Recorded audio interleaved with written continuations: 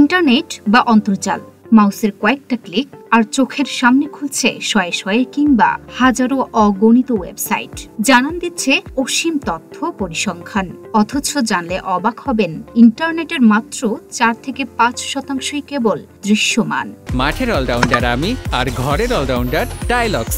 টাইলক্স toilet cleaner, clean মানেই Tylox. ইন্টারনেটের এই দৃশ্যমান 4 থেকে 5%কেই বলা হয় সারফেস ওয়েব। আর বাকি যে সুবিশাল ও সুগভীর অংশ আছে লুকানো কেতাবি ভাষায়, যার নাম ডিপ, ডার্ক এবং Mariana web. Deep web internet সমুদ্রের অগভীর থেকে সুগভীর অঞ্চল হলে ডার্ক ওয়েব ইন্টারনেট সমুদ্রের অন্ধকার তলদেশ, আর মারিয়ানা ওয়েব সেই তলদেশের ভয়ঙ্কর সব খাদ। ডার্ক ওয়েব কনসেপ্ট বোঝানোর জন্য সবচেয়ে প্রচলিত উদাহরণটি দিয়েই শুরু করা যাক। একটা আইসবার্গের দৃশ্য কল্পনা করে চলুন, যেখানে পানির ওপরে উঁকি দেয়া আইসবার্গের দৃশ্যমান আপাত ছোট অংশটিকে সারফেস ওয়েব আর তলদেশের বিস্তৃত বিশাল অংশটিকে ডিপ, ডার্ক এবং মারিয়ানা ওয়েবের সঙ্গে তুলনা করা হয়। তাহলে শুরুতে হয়তো ধারণা পেয়ে গেলেন কি বিশাল, বিস্তৃত আর ভাবনারও অতীত জগৎ আমাদের ধরাছোঁয়ারও বাইরে রয়ে গেল। আপনার মনে হয়তো প্রশ্ন যাচ্ছে, কি এই ডিপ, ডার্ক বা মারিয়ানা ওয়েব, কেনই বা এগুলো লুকায়িত? চাইলেই কেন আমরা সেখানে ঢুকতে পারি না? কারাই বা সেখানে বিচরণ করে? কি আছে এই জগতে?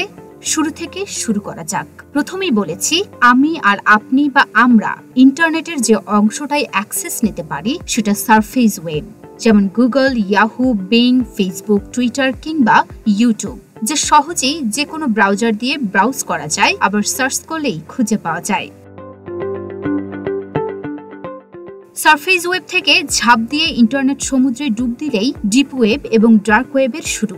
প্রচলিত ব্রাউজার বা সার্চ ইঞ্জিন ডিপ ওয়েবে অকার্যকর, অর্থাৎ ক্রোম, মজিলা ফায়ারফক্স, সাফারি ইত্যাদি ব্রাউজার দিয়ে গুগল, বিং এর মতো সার্চ ইঞ্জিনে ডিপ ওয়েবে অ্যাক্সেস নেওয়া যায় না, কারণ ডার্ক ওয়েবের ওয়েবসাইটগুলো এসব সাধারণ সার্চ ইঞ্জিনে নথিবদ্ধ থাকে না। এর জন্য প্রয়োজন বিশেষ সফটওয়্যার, ব্রাউজার এবং সার্চ ইঞ্জিন। তাহলে কিভাবে প্রবেশ করবেন ডার্ক ওয়েবে? মার্কিন গুপ্তচররা নিজেদের পরিচয় গোপন রেখে তথ্য আদান প্রদানের সুবিধার্থেই নিজেদের জন্য প্রথমবারের মতো ডার্ক ওয়েবের মতো একটা ওয়েব কন্টেন্ট তৈরি করে।